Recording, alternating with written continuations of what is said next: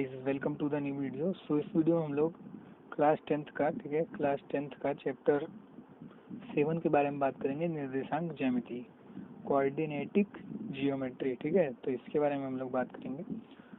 तो शुरू करते हैं हम लोग। तो आपको देख लीजिए, यहाँ पे लिखा है चैप्टर का नाम निर्देशांक ज्यामिति, मतलब ऐसी ज्यामिति जिसमें निर्देशांक दिया जाता हो। ठीक है, बिंदुओं का निर्देशांक दिया जाता हो। सो इसमें क्या करना है कि कोई भी दो रेखाएं जैसे हमारे पास हैं, ठीक है, हमारे पास मान लिया कि कोई भी दो लंबवत रेखाएं आपस में ये थी, ठीक है, एक दूसरे को क्या करती हैं, विभाजित करती हैं। ठीक है, कोई भी दो रेखाएं आपस में एक दूसरे को क्या करती हैं, प्रतिच्छेदित करती हैं। मान लिया वो बिंदु है ओ बिंदु पर एक दूसरे को क्या करती हैं, प्रतिच्छेदित। ठीक है, तो क्या होगा, हमारा ओ बिंदु पर एक दूसरे को प्रतिच्छेदित करते हैं, तो ये जो बिंदु कहलाएगा वो हमारा कहलाएगा मूल बिंदु। ठीक है, मूल बिंदु। और इन दोनों रेखाओं को क्या बोलेंगे हम लोग, निर्देशांक अक्ष। ठीक है, ये दोनों रेखाएं क्या हमारी, निर्देशांक अक्ष। ठीक है, मतलब अक्षों को निर्देशित करने वाली रेखाएं।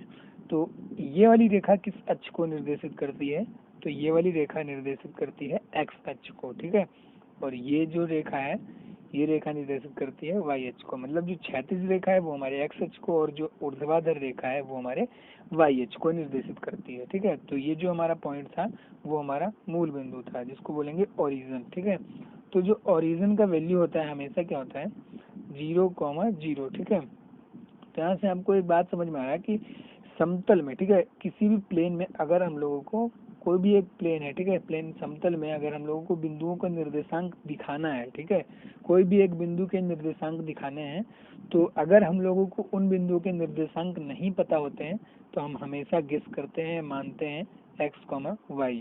मतलब क्या है कि हमारे पास दो एक्सेस हैं x और y, तो हमारे पास बिंदु जो है वो हमारा दो तरीकों से दिखाए, बिंदु जो है वो दो अक्षों में लिखा जाएगा। ठीक है, मतलब दो नंबर्स में लिखा जाएगा। मान लिया कि यहाँ पे कोई भी एक बिंदु स्थित हो, ठीक है, तो उसको कहाँ से दिखाओगे, उसको इस टाइप से दिखा सकते हो। मान लिया यहाँ पे 3 है, यहाँ पे 4 है, तो क्या दिखा सकते हो, 3,4। तो इस बिंदु के निर्देशांक हमारे हो गए ये। ठीक है, और इसमें क्या होता है, ये जो P3 है, ठीक है, ये हमारा होता है भुज। ठीक है, भुज क्या होता है, भुज जो है हमारा वो है एक्स वाई अक्ष से दूरी। ठीक है, भुज क्या होता है, वाई अक्ष से दूरी। वाई अक्ष से दूरी जो है वो हमारी 3 सेंटीमीटर की है, सेंटीमीटर अगर यहाँ पर मान ले हम लोग तो। ठीक है, और ये जो 4 है वो हमारा होता है कोटि। ठीक है, 4 क्या होता है हमारा, कोटि। कोटि क्या होता है, एक्स अक्ष से दूरी, एक्स अक्ष से दूरी, ये है 4, इसका दूरी है एक्स अक्ष से 4 सेंटीमीटर। सो आपको समझ में आया होगा ये बात।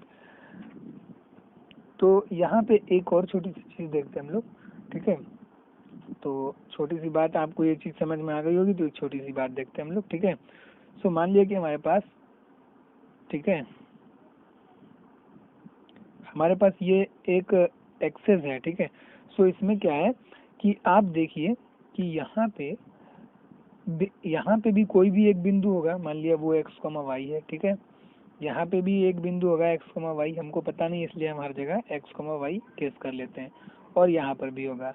तो मान लिया कि और आपको पता होगा कि ये जो होता है वो प्रथम चतुर्थांश होता है, ये जो होता है द्वितीय चतुर्थांश, ये होता है तृतीय, और ये होता है चतुर्थ चतुर्थांश। ठीक है, ये चतुर्थांश हो गए हमारे। और इन्हीं चतुर्थांशों में, ठीक है, बिंदुओं के निर्देशांक, ठीक है, बिंदुओं के निर्देशांक के चिन्ह कौन कौन से होते हैं वो बता दें। तो इस प्रथम चतुर्थांश में ये जो दोनों बिंदु हैं, ठीक है, ये दोनों प्लस के होते हैं। ठीक है, और जो द्वितीय चतुर्थांश है इसमें जो बिंदु होते हैं हमारे माइनस और प्लस के होते हैं, ये आपने कक्षा 9 में सीखा होगा। और जो तृतीय चतुर्थांश है उसमें दोनों बिंदु माइनस के होते हैं, और जो चतुर्थ चतुर्थांश है तो इसमें पहला प्लस का और दूसरा माइनस का। तो इस पर आधारित एक छोटा सा मैं प्रश्न पूछता हूँ आपसे कि बताइए कि -3,4, ठीक है, -3,4 ये बिंदु किस चतुर्थांश में स्थित है। तो आप इजीली बता सकते हो किस चतुर्थांश में, दूसरे चतुर्थांश में। क्यों, क्योंकि यहाँ पे किस टाइप का चिन्ह है, प्लस और माइनस। प्लस और माइनस कहाँ पे होता है हमारा, द्वितीय चतुर्थांश में। तो आपको ये चीज समझ में आ गया होगा इजीली। ठीक है, तो निर्देशांक ज्यामिति में आपको इतने बातें समझ में आ गई। सो अब हम लोग अपना 7.1 एक्सरसाइज करने के लिए एक छोटा सा टॉपिक आता है दूरी सूत्र, तो उसको देखते हैं। ठीक है, तो हमारे पास वो है, ठीक है। तो इसको हम लोग शुरू करते हैं। तो दूरी सूत्र, ठीक है, दूरी सूत्र, यहाँ पे आप लोग को देखना है दूरी सूत्र। तो निर्देशांक ज्यामिति में दूरी सूत्र किस टाइप से प्रयोग हो रहा है वो हम लोग देखते हैं। तो दूरी किन किन के बीच की निकाल सकते हो भाई, दो बिंदुओं के बीच की दूरी। दूरी सूत्र क्या होता है, दो बिंदुओं के बीच की दूरी, ठीक है, दो बिंदुओं के बीच की दूरी। सो यहाँ पे क्या करना है, दो बिंदुओं के बीच की दूरी, मतलब मान लिया कि हमारे पास कोई भी एक बिंदु दे रखा है ये, ठीक है, 3,4, और एक दूसरा बिंदु दे रखा है हमारा, ठीक है, 4,5, क्या हम लोग 5,6 ले लेते हैं, ठीक है। सो इन दोनों बिंदुओं के बीच की दूरी, ये देख लीजिए हमने जो ग्राफ बना रखा है, चित्र बनाया है, ये हमने रफ बना रखा है, ठीक है। एग्जैक्ट बनाना है तो ये दोनों पॉजिटिव चिन्ह है, तो पॉजिटिव कहाँ कहाँ हो सकते हैं हम लोग यहाँ पे करके रख सकते हैं। तो हमने रफ बना रखा है इसका चित्र। तो 3 और 5 के बीच की दूरी आपको बतानी है। तो कैसे बता सकते हो आप लोग 3 और 5 के बीच की दूरी, तो इसके लिए, ठीक है, डिस्टेंस बिटवीन 2 पॉइंट्स, इसके लिए एक छोटा सा फार्मूला होता है। क्या होता है, x2 माइनस x1 का whole square plus y2 minus y1 का होल स्क्वायर, ठीक है। तो ये एक छोटा सा फार्मूला होता है हमारा। सो यहाँ पे आप देख लीजिए कि 2 पॉइंट्स है हमारे पास, 3,1, 2 पॉइंट्स है, पहला है 3,4, दूसरा है 5,6। तो इसमें कौन सा x1 है, कौन सा x2 है, y2 कौन सा है, y1 कौन सा है। सो आप लोग देख लीजिए, आप इन दोनों पॉइंट्स में से आप किसी को भी x1 और y1 मान सकते हो, किसी को भी x1 y1 या किसी को भी x2 y2 मान सकते हो इजीली। तो हम क्या करते हैं, इस पहले वाले पॉइंट को यहाँ पे मान लेते हैं 3 को x1 और 4 को मान लेते हैं y1, ठीक है। आप ऐसा नहीं करोगे कि यहाँ पे 3 को मान लिया हमने x1 और 4 को मान लेंगे हम लोग x2, ऐसा नहीं किया जाएगा, ठीक है। अब यहाँ पे हम 5 को मान लेते हैं x2 और 6 को मान लेते हैं y2, ठीक है। सो अब हम सबकी वैल्यू पुट करके देख लेते हैं, ठीक है। तो x2 क्या है 5 और x1 क्या है 3 का स्क्वायर प्लस 6 माइनस 4 का स्क्वायर, ठीक है।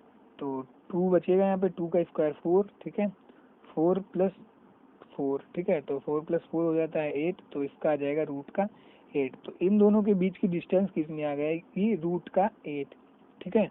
डिस्टेंस कितनी हो जाएगी हमारा, रूट का 8, ठीक है। सो आपको डिस्टेंस फार्मूला समझ में आ गया होगा। सो डिस्टेंस फार्मूला में इतना ही था। तो दो बिंदुओं के बीच की दूरी इतनी ही थी, ठीक है। सो अब यहाँ पे एक छोटा सा पॉइंट देखते हैं, दो बिंदुओं के बीच की दूरी में, ठीक है, क्या दो बिंदुओं के बीच की दूरी में होता है, ठीक है।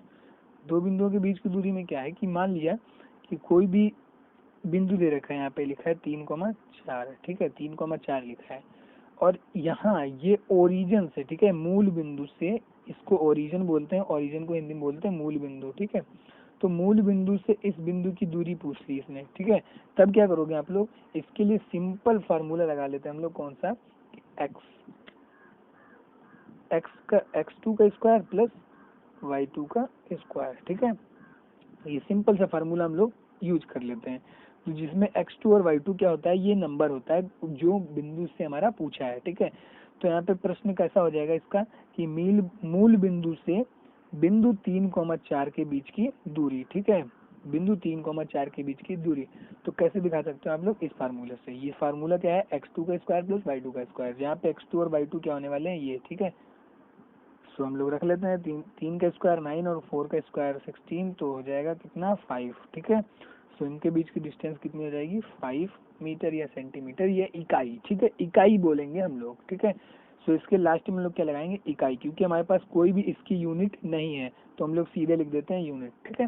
तो आप लोग को समझ में आ गया होगा। तो डिस्टेंस फार्मूला हमारा 7.1 एक्सरसाइज करने के लिए काफी है, ठीक है। तो 7 पॉइंट एक्सरसाइज में हम लोग पूरा 7.1 एक्सरसाइज डिस्टेंस फार्मूला मतलब दूरी सूत्र के ऊपर ही हम लोग करेंगे। तो आपको ये चीज समझ में आ गई होगी। Let's quit it.